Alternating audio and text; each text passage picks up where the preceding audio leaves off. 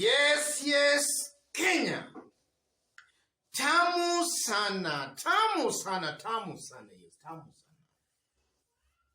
William Ruto was in Embu today for his final two-day tour of Embu County.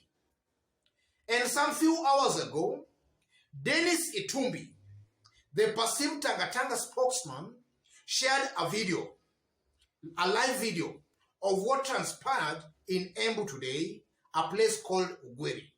Yes. So I want you to keenly have a look at this short clip of what transpired there today, after which, as usual, we are going to dissect it and see what it means politically. But I want you to take note of three things. Look at the attendance. Look at the attendance of that crowd. Look at the kind of promises William Ruto is making to them, and then look at their reaction, how they react, their mood. Check on those three things, after which we are just going to dissect it and see what it means. So if in case you've just bumped on this YouTube channel for the very, very first time, kindly subscribe, give this video a like. Give it a like, please. Thank you. God bless you. Have a look at this clip. Hiyo barabara pia tutajenga na tutawekea lami kwa sababu ni ahadi yetu. Na ya kutoka Kanyuambora kwenda mpaka Siakago, vile vile contractor tayari tumemleta, atajenga hiyo barabara, aweke lami. Mimi nataka pia niwahakikishie ya kwamba ile mpango yetu ya kuunganisha stima Embu, tulianza na watu 25,000, tumefikisha watu 90,000, na mimi nataka niwaambie haitasimama mpaka stima ifike kwa nyumba ya kila mwananchi.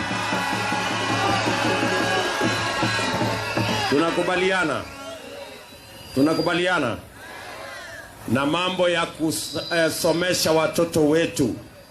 Nilikuja hapa kwenu Runyenjes, tukaanzisha ile technical training college yenu pale. Tumemaliza saa hizi ya watu wa Manyata, na tunakamilisha in the next few months ya watu wa Mbere North, kwa sababu tunataka vijana wa county hii wapate nafasi ya kusoma ufundi na teknolojia, ndio watusaidie kusukuma Kenya mbele. Watu wa Ugweri tunakubaliana. Tuko na ahadi yetu kwenu. Tulikubaliana na nyinyi ya kwamba awamu ya pili ya serikali yetu tupange mpango wa Big Four, ambayo iko ndani yake ajira ya vijana, ndani yake mambo ya kilimo, ndani yake mambo ya matibabu.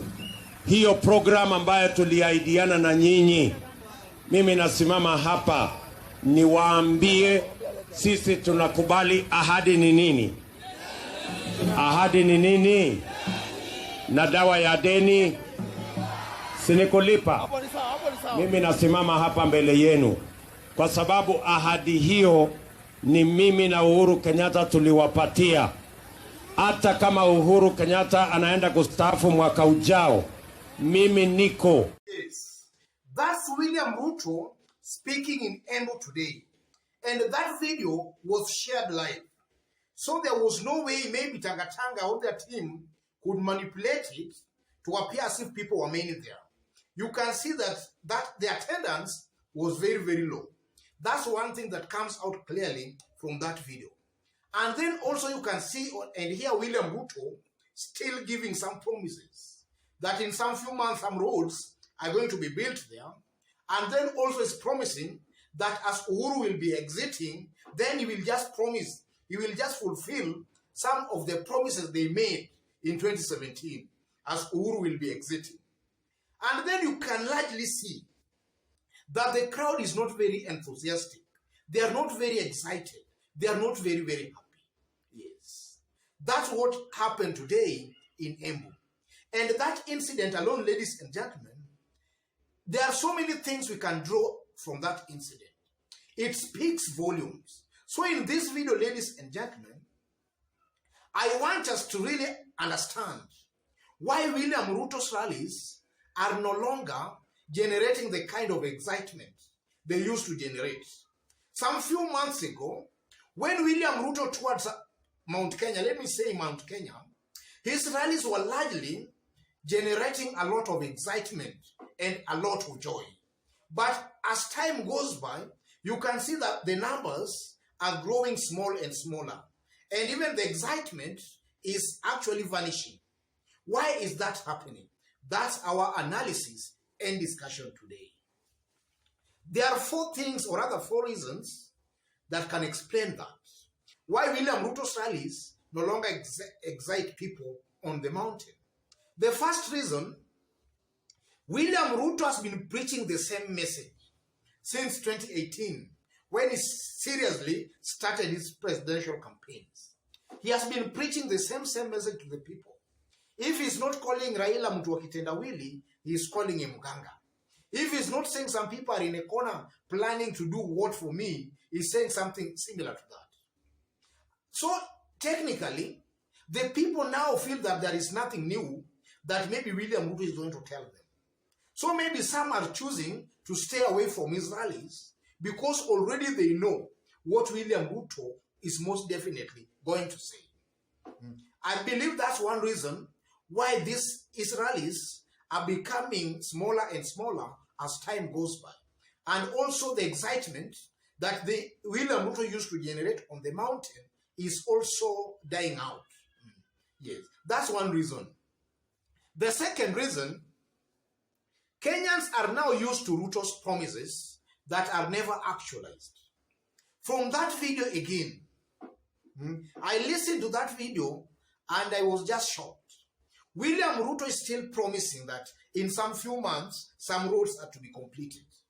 And we are only left with about less than 10 months to the next general election. But still he has the guts to promise that in some few months, some roads are going to be built.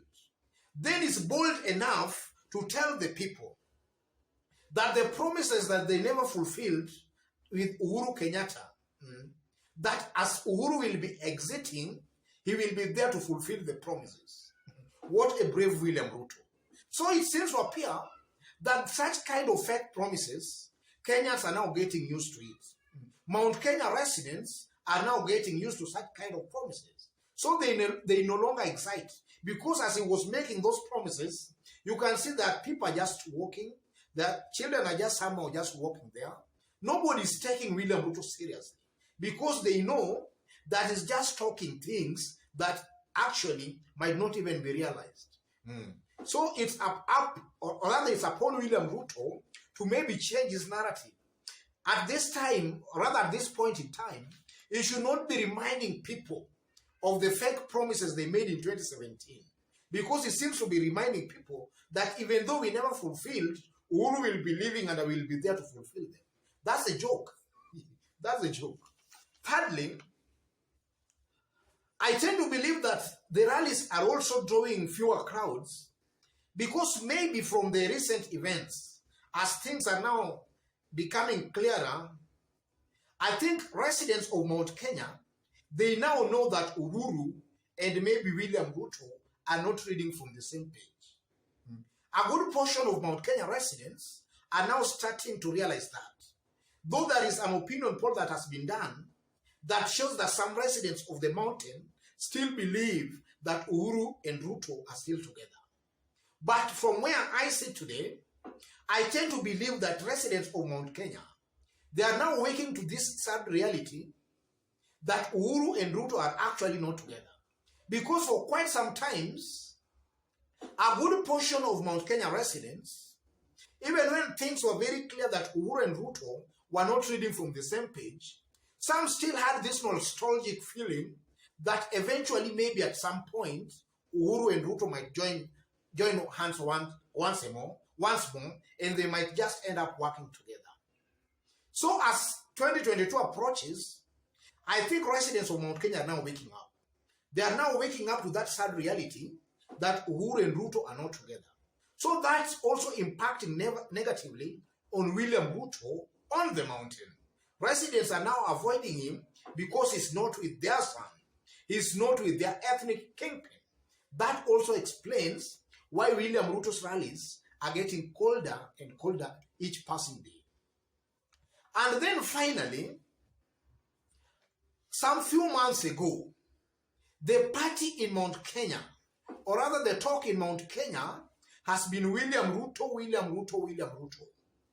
So almost all the aspirants in Mount Kenya were trying to identify themselves with William Ruto. And assuming William Ruto was holding a rally in an area, aspirants were actually battling one another, maybe to host that rally. And they could mobilize residents of that area to attend that rally.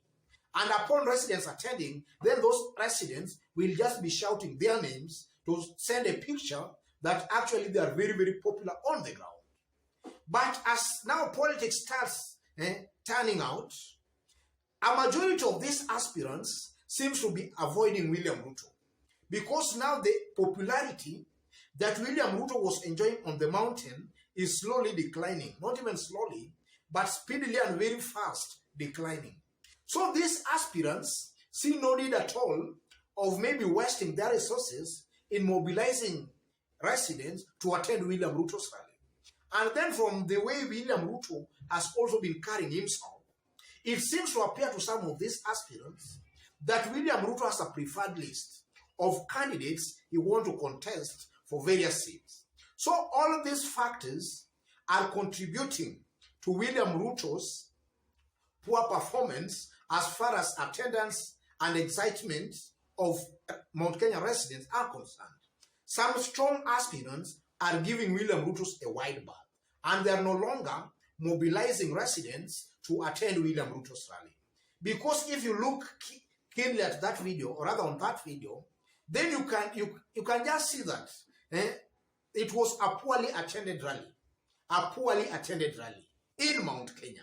An indication that William Ruto is surely losing the mountain vote. Otherwise, ladies and gentlemen, that's what happened today in Embu County. So William Ruto concludes his Embu tours today. So we are waiting for his next stop. But from where I sit, I can advise William Ruto maybe to take a break a bit. Let him take a break a bit. Then, taking a break will give him ample time to re-energize and then come back strongly. But as things stand today, I think now he's overstretching himself, and that is really actually working to his own disadvantage. Otherwise, ladies and gentlemen, just as I did indicate when we were starting, if you've just bumped on this YouTube channel for the very, very first time, kindly subscribe, give this video a like. Give it a like, please. And if you are watching us for the very first time, and you are watching us outside Kenya, drop a comment. Let us know from which part of the globe you are watching us from. Drop a comment, please. And if you have also not yet subscribed, subscribe and also give this video a like. And to our fans in this channel, I'm very, very much humbled for the kind of support you're giving me here by constantly giving our videos likes, constantly dropping your comments on a daily basis. God bless you. God bless Kenya. Tamu sana, tamu sana, tamu sana.